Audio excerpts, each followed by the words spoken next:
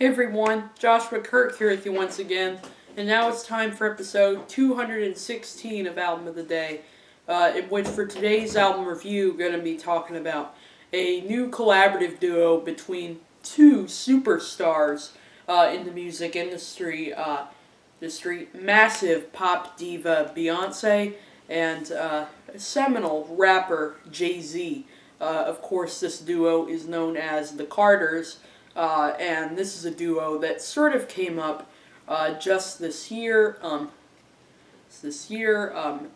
these are two superstars that have kind of, been through kind of a lot in the last few years. But they're back together, and they recently put out their debut album, as the Carters, which came out on June 15th of 2018 as a surprise release, and the album is called Everything Is Love. As you can see, I just own this on CD. There isn't a vinyl out of this album, and hopefully there will be, because this is a great album, I would say. I'll go into more detail about it later in this review. Here's the cover, and then there's the back. There's 9 songs on this record, and it's over 38 minutes. And it's released on both of their labels, Beyonce's Parkwood Entertainment and Jay-Z's Rock Nation. And here's some photos here. A lot of these photos were actually shot in the Louvre in Paris.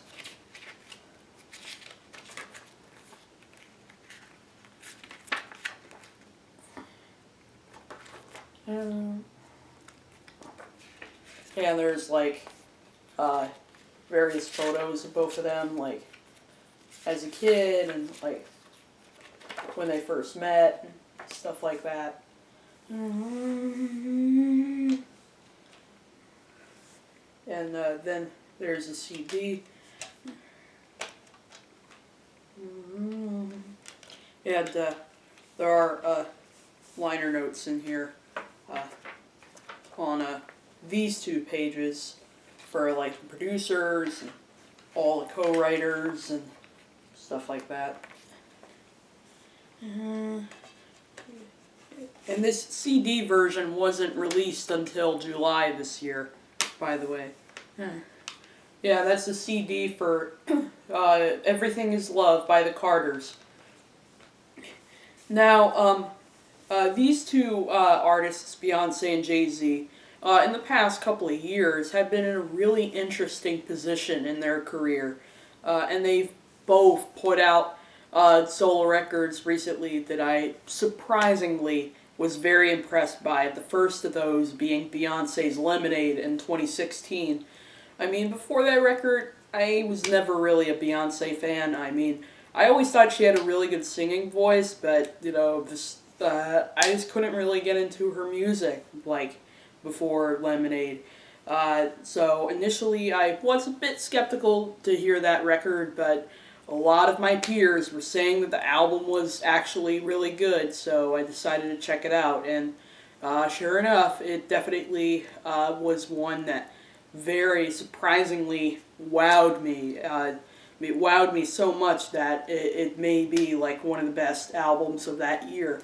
Of course, it was followed up in 2017 by Jay-Z's 444 album, which I actually didn't really get to listen to that record until it was a couple of months after I had first listened to this album. So I was a little late coming to that record, but it was definitely by far Jay-Z's most deeply personal and emotionally gripping album to date, which was what I really admired about that record.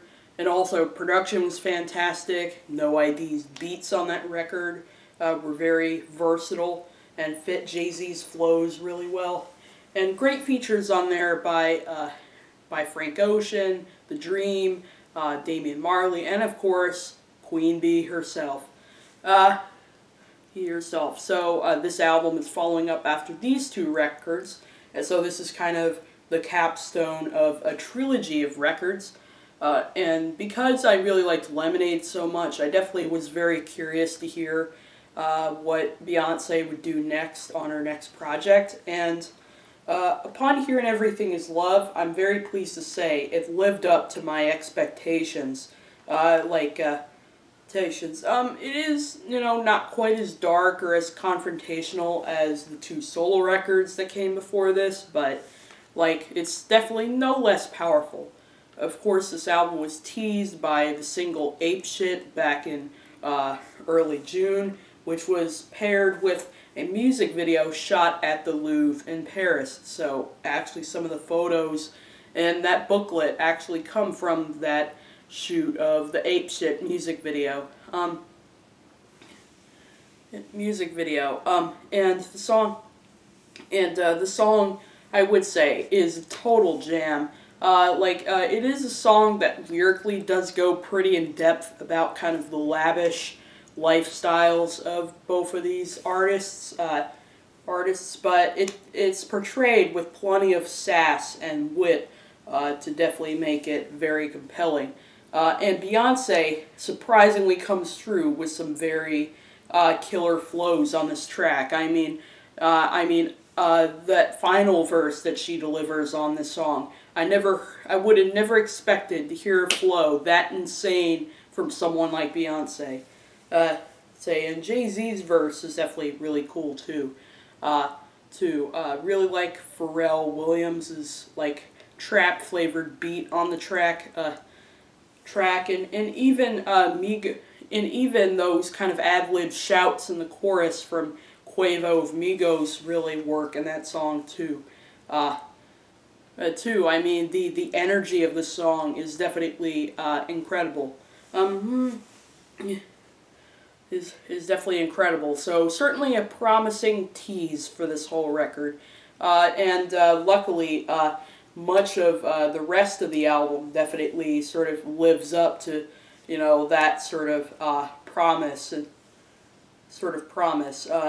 I really like the opening track, Summer, which is kind of backed up with kind of a gospel beat infested with funky drumming and beautiful sweeping strings. Where Beyonce sort of opens up the song by saying, let's, try to put things back together and try to help this sort of long-time relationship survive, even though it's been through, quite some darkness lately. Her lyrics on the song are pretty simple, but she makes them sound so emotionally affecting with her really amazing vocal performance on this track. Really showing that her singing voice is definitely aged really well. Aged really well, and there's a newfound sense of maturity to be found as well. Here as well.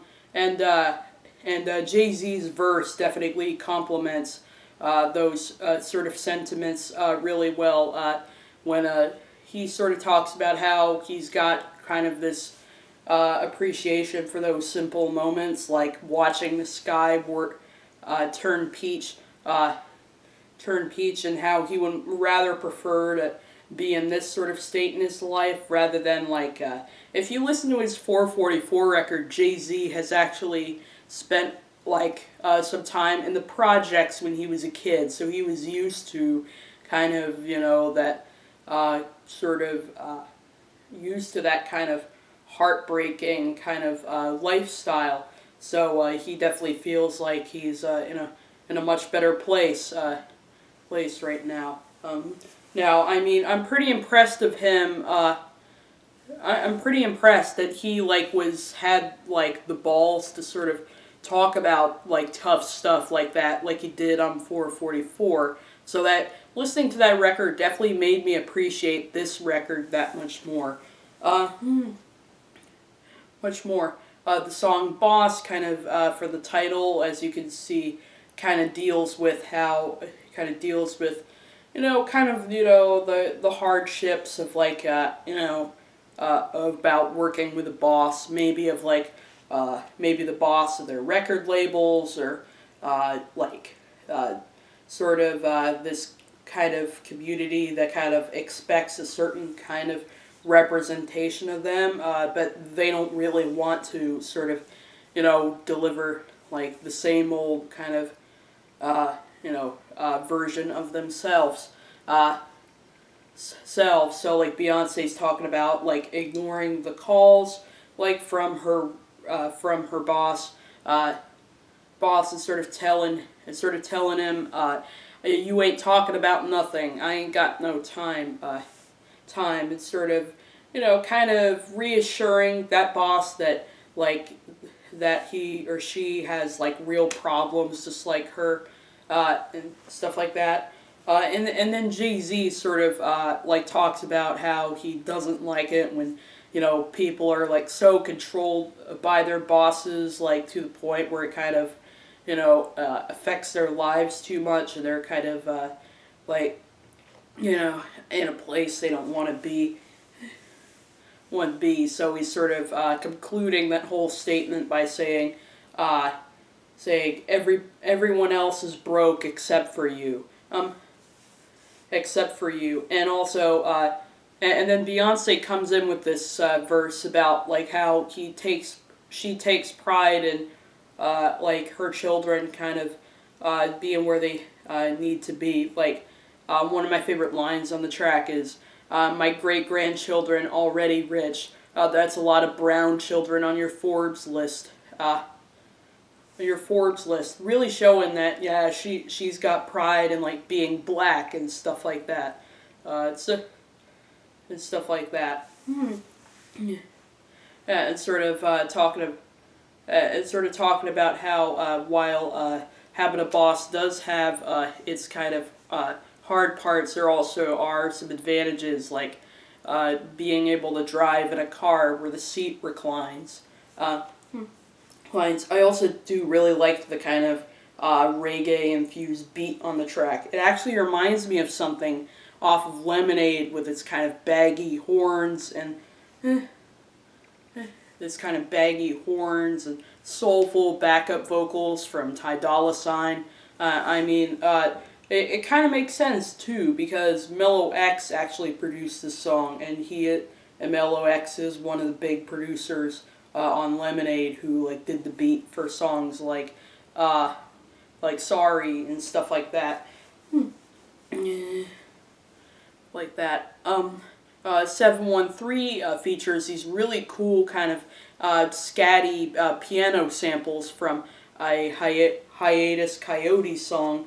And paired with that are like kind of that. This is one of Jay-Z's kind of bigger tracks on the record, and he's sort of speaking his mind on this track about how he's sort of like had a hard time trying to wrap his head around like Beyonce, like falling in love with another man, kind of in a relationship.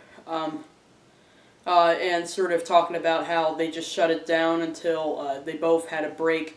So he kind of got into this serious phone conversation with her, and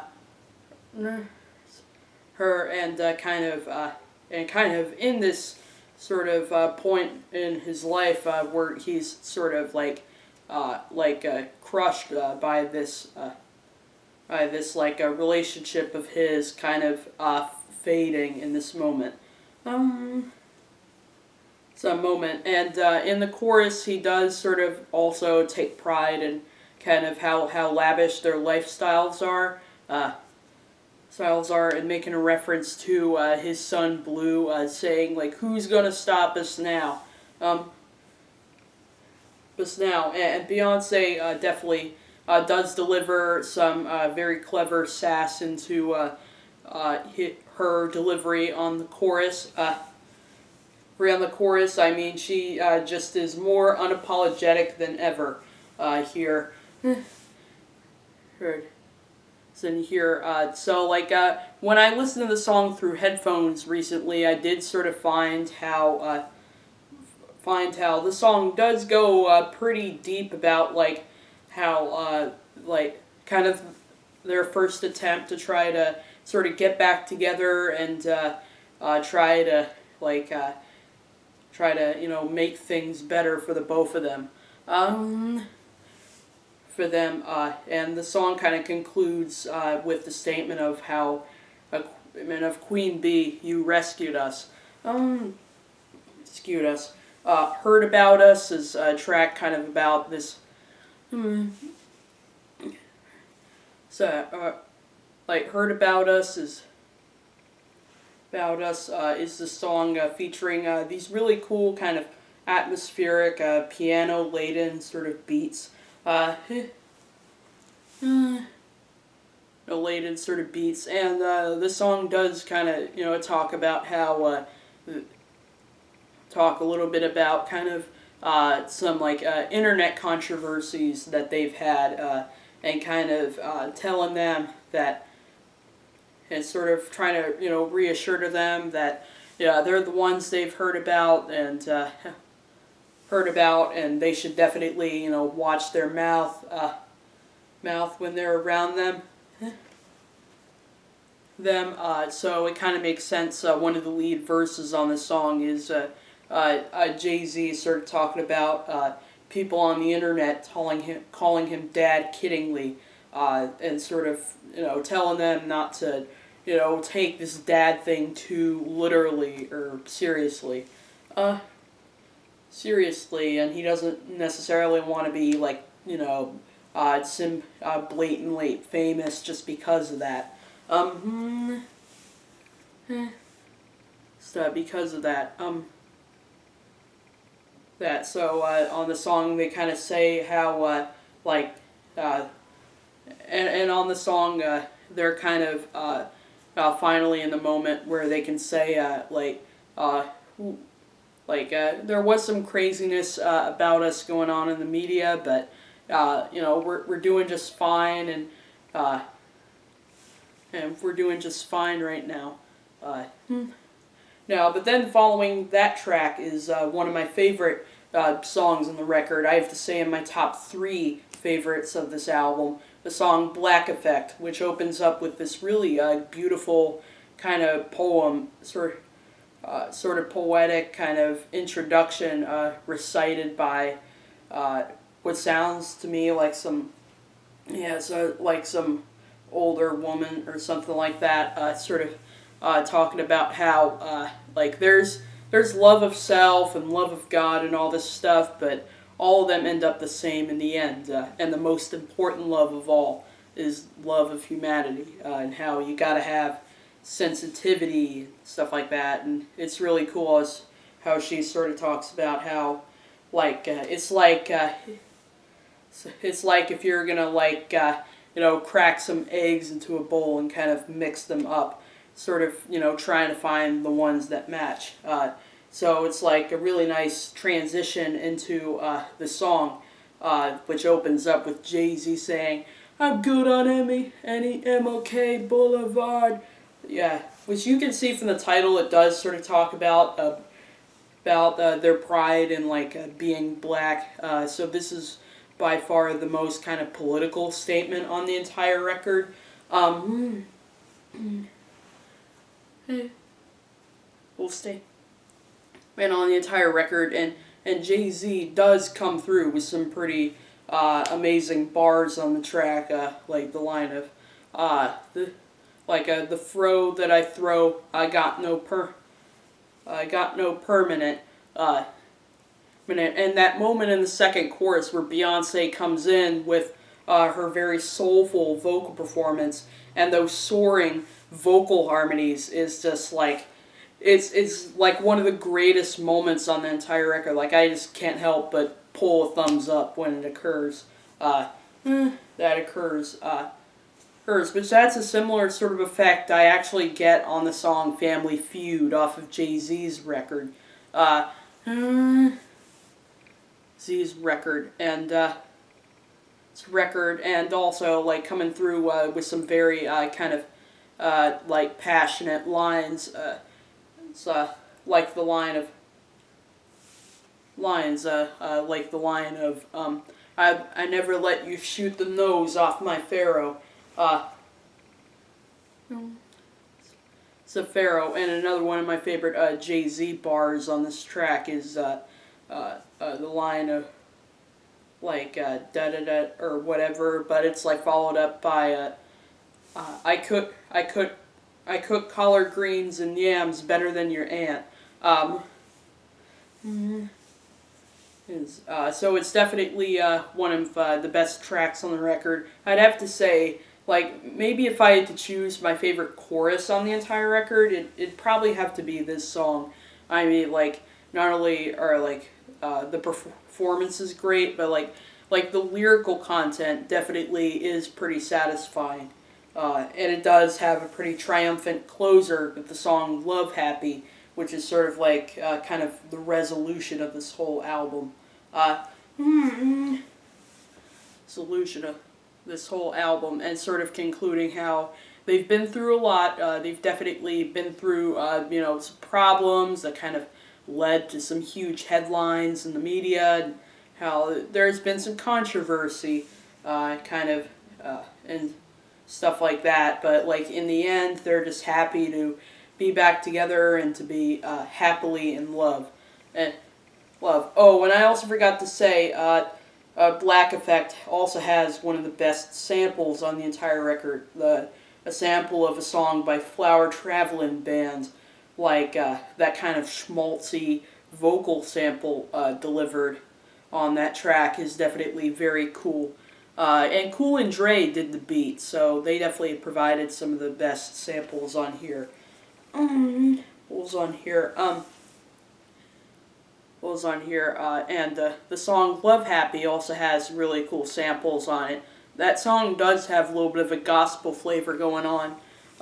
It's got a nice kind of, it's got a really cool, neatly timed drum sample on there.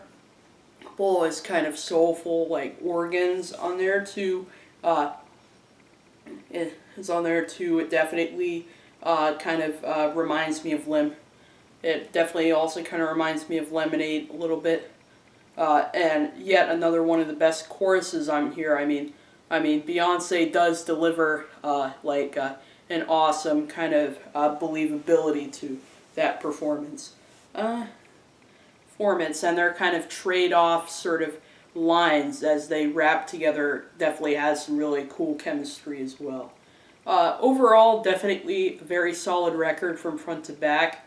There are a couple of moments in here that do have their shortcomings, like the song Nice. Pretty good song. Jay-Z's verse on the song is pretty good and all that, but some of its shortcomings do include the hook of I Can Do Anything is kind of cliched. Also didn't really care for Beyonce's line on the track about like people pulling up her name on Spotify. And Pharrell's verse on the track was okay. The track was okay. But probably the weakest track on here would have to be the song Friends, which definitely has by far kind of the least sort of impressive beat on the entire record. And while Beyonce's delivery on the track is like okay, it definitely does seem, the track as a whole overall definitely does seem pretty lackluster in comparison to a good chunk of this album's best moments. Though Jay-Z's verse actually was probably my favorite part of the song. I mean, it has grown on me a little bit, but it's still not a great track. But overall, Everything Is Love definitely is a very triumphant kind of finale to this trilogy of by far like some of the last couple of years most intriguing concept albums to date. This is definitely one that the last time I listened to this album before this review through headphones, I see a lot more depth in the songwriting than I initially had had noticed, like the first few times I had listened to this. It definitely was very surprising as a collaborative album, and I definitely am still very hopeful about the futures of both of these artists and their career. So I'm definitely going to give Everything Is Love an 8 out of 10 for sure, because it's definitely one that I highly recommend men checking out. It's definitely and I really appreciate Beyonce sort of taking another risk here. I mean, she does more rapping on this album than singing, and she does a really good job of that. So I'd have to give her props for that. So that's my review of Everything Is Love by the Carters, and I'll see you for episode 217.